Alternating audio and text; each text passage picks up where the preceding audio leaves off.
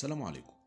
تعمل ايه لو لقيت تحت عربيتك نقطتين زيت ونزلت تحت العربية لقيت ترشيح زيت كتير وما انتش عارف مكانه او سببه؟